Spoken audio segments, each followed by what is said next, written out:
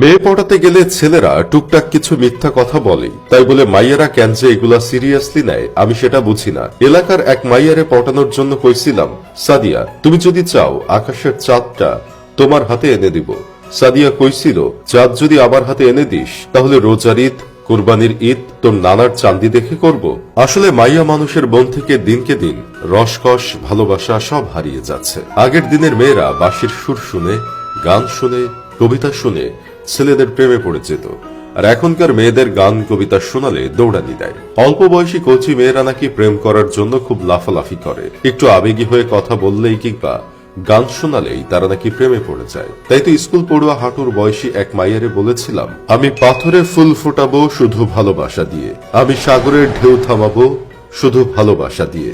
ভেবেছিলাম মাইয়া এটা শুনে পড়ে যাবে, কিন্তু দাঁড়ে ভাই, মাইয়া আমারে কইছিল, যেদিন তুই আসলে এই পাথরে ফুল ফোটাতে পারবি, কক্সবাজারে গিয়ে বঙ্গোপসাগরের ঢেউ থামাতে পারবি, সেদিন তোকে আমি সত্যি সত্যি ভালোবাসবো। তার আগে আমার সামনে আসলে তোকে জুতা পেটা করব। ভাই চিন্তা করে দেখেন, হাঁটুর বয়সী মাইয়া প্রেম তো দিলই না, সাথে একটু সম্মানও দিল না। আমি কি অনন্ত জলিল নাকি যে অসম্ভবকে সম্ভব করে পাথরে ফুল ফোটাবো, সাগরের ঢেউ থামাবো? পিচ্ছি মাইয়ারা বিপজ্জনক, তাই ওদের পিছনে না ঘুরে ভেবেছিলাম যুবতী মেয়েদের পিছনে ঘুরি। যুবতী মাইয়ারা যৌবনের ধাক্কা সামলাতে না পেরে অবশ্যই আমার প্রেমে পড়ে যাবে। তাই তো মেডিকেলে পড়ে এমন এক মাইয়ারে কইলাম, টুম্পা এই বুকটা ছিঁড়ে দেখো, এখানে শুধু তোমারই নাম লেখা আছে। বিশ্বাস করবেন কিনা জানি না, টুম্পা আমার এই একটা কথা শুনে পটে গিয়েছিল। আসলে যুবতী মেয়ে তো, তাই যৌবনের ধাক্কা সামলাতে পারছিল না। আমি বলাতে কাজ হয়ে গেল। মাইয়া আমায় চোখে ইশারা করলো চিপায় যেতে।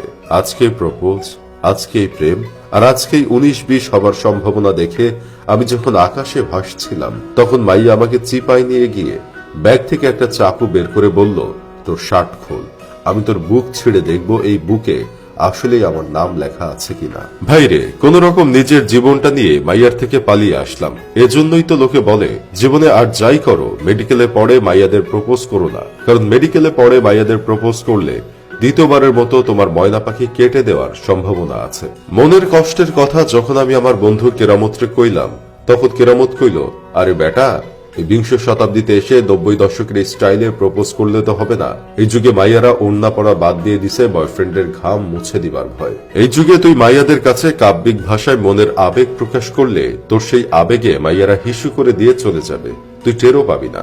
তাই আমি এখন মাইয়াদের প্রপোজ করার সময় কোন কাব্যিক ভাষা ব্যবহার করি না। এখন আমি ডাইরেক্ট অ্যাকশনে বিশ্বাসী। কোন মাইয়ারে ভালো লাগলে ডায়মন্ডের আংটি দিয়ে প্রপোজ করি। মাইয়া আমারে পছন্দ না করলেও ডায়মন্ডের আংটির লোভে হলেও রাজি হয়ে যায়। এখন আর কোনো মাইয়াকে বলি না, আমার বুক ছিঁড়ে দেখো শুধু তোমারই নাম লেখা। এখন বলি, আমার বুক পকেটে 2টা আইফোন 15 প্রো ম্যাক্স আছে, আমায় ভালোবাসলে তোমায় একটা দিয়ে দিব।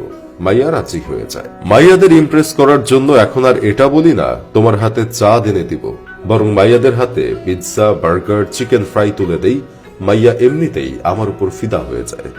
যাই হোক, শেষমেশ আমি একটা কাজের কথা কই, দেখ ভাই, জামানা পাল্টে গেছে।